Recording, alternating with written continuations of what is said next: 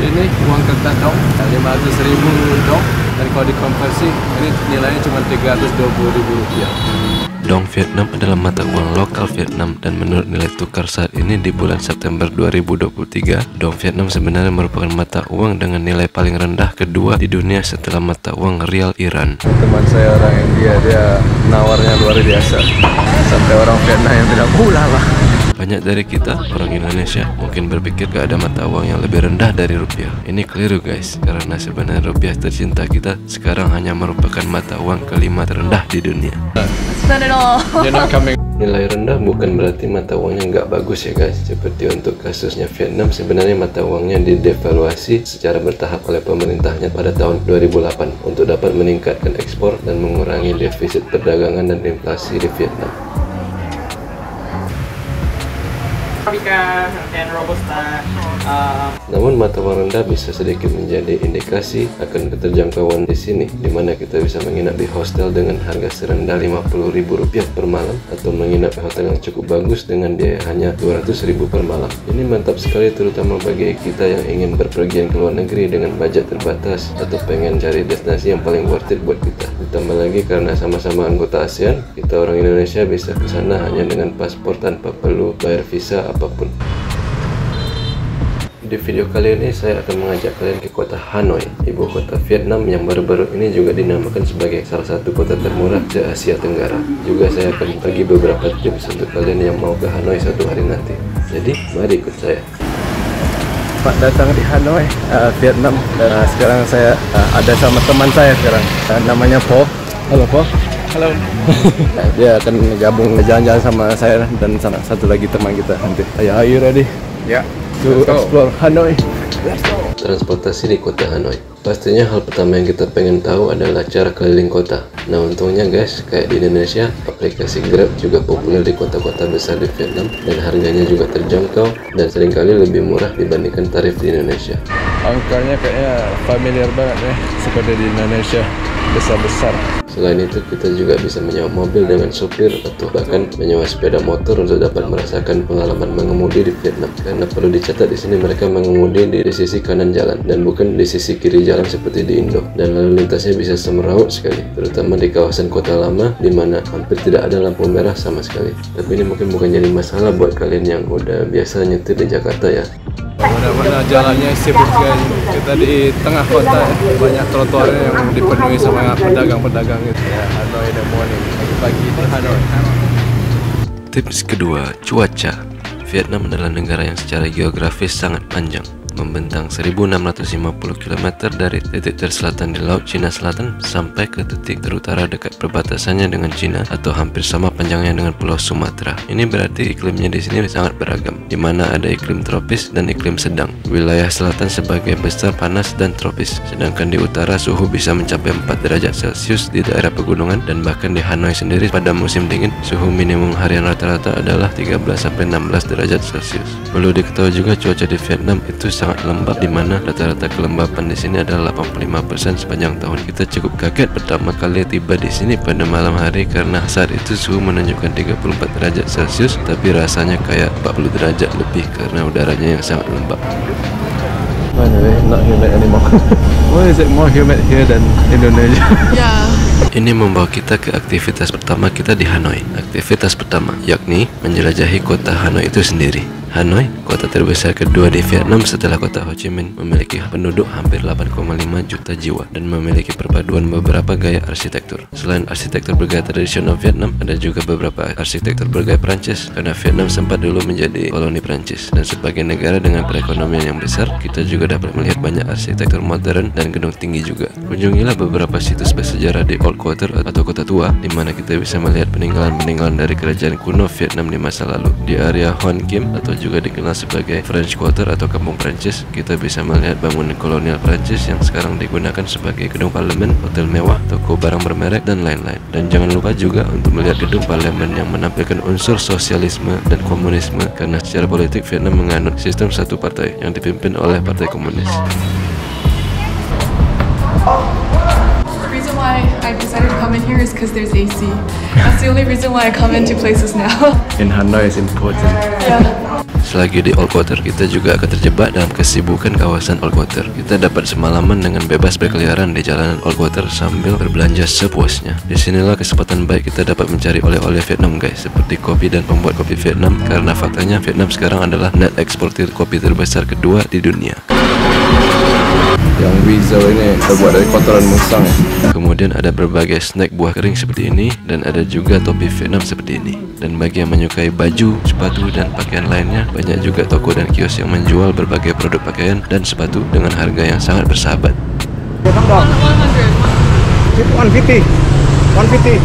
So 3 people, 10 minutes? 3 people. 10 minutes? Okay. How? How? 150. So? What are you talking about? Satu tips saat kalian belanja adalah karena semua harga di sini bukanlah harga-harga tetap, jadi kita harus benar-benar nawar serendah-rendahnya ya guys. Karena penjual di sana kemungkinan besar akan menetapkan harga awal yang sangat tinggi. Contohnya kacamata hitam ini berhasil saya tawar dari harga awal 350.000 dong menjadi hanya 100.000 dong. Shameless bargaining. Shameless bargaining. Beberapa tips lainnya saat berbelanja di Vietnam adalah usahakan untuk selalu membawa uang tunai. Sebagian besar toko bisa menerima pembayaran dengan kartu, namun banyak juga kios-kios kecil, terutama warung makan yang hanya bisa menerima uang tunai. Jadi kita bisa narik uang tunai dari salah satu ATM lokal, dan dari pengalaman saya, ATM yang mereknya Agribank kayak gini menawarkan rate terbaik dibandingkan yang lainnya, dengan biaya penarikan hanya seharga 22.000 dong. Bagusnya datang pas weekend inilah guys. Di daerah kota tua ini jalan-jalannya ditutup dan dibuka untuk pejalan kaki aja. Jadi orang-orang lokal sih bisa menikmati ya tempatnya. Bisa pergi jalan, pergi lari, pergi jogging segala macam. Semua penjelajahan, belanja-belanja, dan aroma jajanan kaki lima yang tercium di udara pasti akan meningkatkan selera kita untuk mencoba jajanan-jajanan lokal Vietnam yang ada di sana. Jadi inilah waktunya kita mencoba gastronomi Vietnam. Kuliner Vietnam adalah salah satu yang paling terkenal di dunia. Sebagai tempat bermulanya peradaban Vietnam, banyak hidangan terkenal Vietnam yang berasal dari Vietnam Utara. Seperti hidangan nasionalnya yaitu pho, yang merupakan sup mie sapi Vietnam yang dipopulerkan terutama oleh para pengungsi-pengungsi Vietnam yang dulu melarikan diri dari perang Vietnam. It's good, eh? It's good. Nice. Vietnamese chopsticks. Perlu diingat juga beberapa hidangan yang saya akan rekomendasikan selanjutnya adalah non-halal. Seperti contohnya bun cha, yang merupakan hidangan daging babi panggang gurih dan beraroma sedap yang disajikan dengan bihun dan daun mint. Jujur ini sangat enak guys, dan salah satu terfavorit saya di Hanoi. Thank you. Come in. Sebagai bekas koloni Prancis, ada juga beberapa pengaruh kuliner Prancis yang membentuk kuliner Vietnam seperti sekarang ini. Seperti contohnya banh mi atau alias roti baguette Prancis versi Vietnam. Banh mi biasa dipotong memanjang dan diisi dengan bahan-bahan utama seperti daging panggang, acar, berbagai rempah-rempah, dan selai pate. Dan kemudian dimakan seperti sandwich. Perbedaan utama banh mi dengan baguette Prancis adalah melainkan tepung terigu, banh mi dibuat menggunakan tepung beras yang membuat tekstur banh mi lebih renyah. Vietnam juga terkenal dengan lumpianya. Cha Gyo adalah varian lumpia Vietnam yang disajikan dengan cara digoreng. Beda dengan Goi Chuan yang disajikan segar. Biasanya keduanya diisi dengan daging giling yang gurih dan berbagai sayuran serta bihun yang dibungkus dengan kulit lumpia.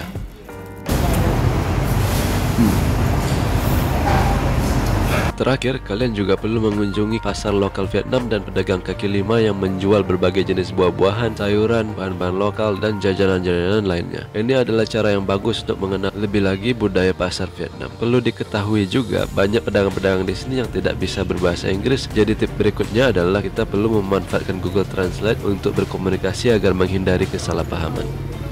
Đang đón khách sân bay về cái quốc tế. Quận 6.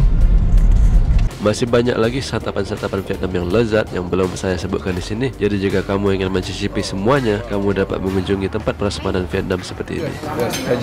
The fish and the fried fish and chicken and green rice, chicken welcome dia and chicken honey fried pork, fried fish and char siu pork. Yeah, so I'll just pick whatever.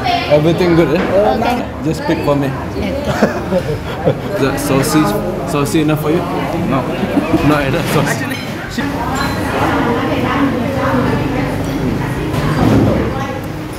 Hanoi terletak di dataran rendah delta Sungai Merah, sebuah wilayah penting di Vietnam yang dihuni oleh hampir 24 juta orang atau sekitar seperempat dari total penduduk Vietnam dan menampung sebagian besar area pertanian Vietnam, terutama sawah. Pada tahun 2023 ini, Vietnam merupakan net eksportir beras terbesar ketiga di dunia setelah India dan Thailand. Cabang-cabang Sungai Merah atau Red River membentuk banyak danau-danau kecil di seluruh Hanoi dan kita dapat menikmati keindahan salah satu danaunya sambil menyaksikan matahari terbenam di cakrawala. Ya, kita sekarang berada di atas sebuah pulau di tengah salah satu danau di sini, danau yang terkenal di Hanoi, yaitu Danau Hoan Kim. Ya, di atas pulau ini ada kayak satu kuil Kongfuchu, merupakan sebuah landmark di kota Hanoi. Memang indah sekali. Setelah puas berbelanja, kita akan melihat kehidupan malam di sini perlahan-lahan akan semakin gila. Untuk kamu yang suka kehidupan malam, kalian patut mengalami kehidupan malam di sini. Hanoi menawarkan beragam jenis hiburan malam yang cocok untuk berbagai kepribadian. Jika kamu suka makan seperti saya, kamu harus mencoba makanan larut malam di salah satu restoran di Old Quarter. Di sini kita dapat menikmati segala macam makanan dan cemilan ala Vietnam. Ditambah lagi kita bisa menikmati makanan-makanan dengan gaya orang lokal di sini, yaitu sambil duduk di atas kursi dan meja plastik kecil seperti ini. Apabila kamu penyuka suasana pesta pora, Hanoi juga tidak kekurangan itu. Cukup berjalan ke salah satu jalan kecil di Old Quarter, kita akan langsung menemukan pemandangan seperti ini.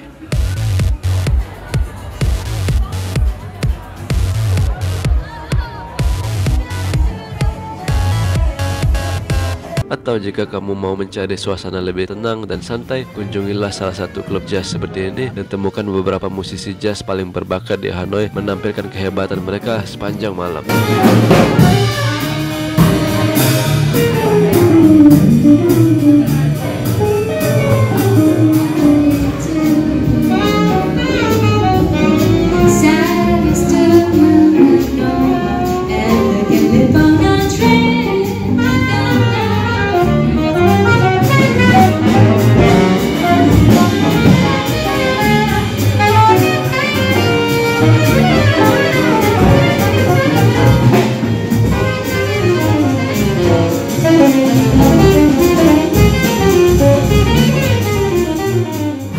The aftermath of all the night market. Kunjungi Teluk Halong atau Halong Bay. Halong Bay bisa dibilang merupakan situs alam paling terkenal di Vietnam, di mana terdapat hampir 2000 pulau-pulau batu kapur kecil yang tersebar di seluruh teluknya. Ribuan wisatawan datang ke sini setiap harinya untuk menikmati indahnya pemandangan alam Halong Bay menggunakan perahu atau kapal pesiar. Wow, luar biasa sekali pemandangannya.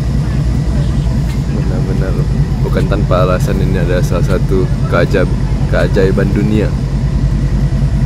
Keajaiban alam ini terbentuk melalui proses yang berlangsung selama puluhan juta tahun lamanya dan telah membentuk formasi batuan-batuan kapur unik yang menonjol keluar dari permukaan air, beserta banyak gua-gua besar yang terisi dengan formasi stalagmit dan stalaktit berbentuk aneh di dalamnya. Misalnya gua yang kami kunjungi ini pernah digunakan sebagai tempat berlindung para tentara selama peperangan di masa lalu dan juga sekaligus sebagai tempat berlindung dari kelembapan udara ekstrim di luar.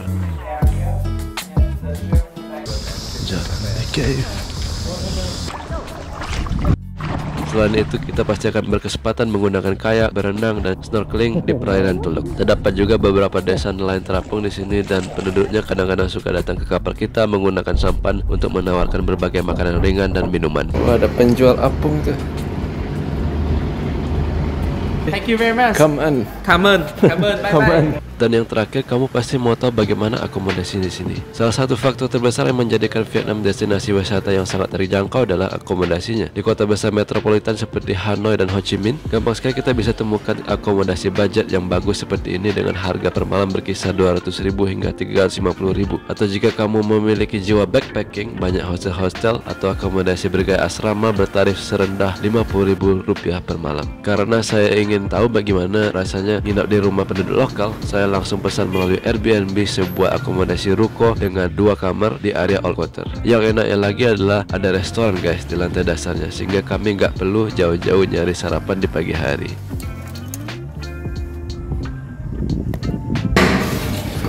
Ini paling atas di rooftopnya. Jadi, apa pendapat kamu tentang Vietnam sekarang? Apakah kamu lebih tertarik berkunjung ke sini setelah tahu betapa terjangkaunya dan menariknya negara ini? Silakan bagi pendapat dan komentar kamu di bawah. Apakah kalian sudah pernah atau punya rencana untuk ke Vietnam? Dan jangan lupa like dan subscribe apabila video ini bermanfaat untuk kamu. Sampai kesempatan berikutnya, let's travel and discover.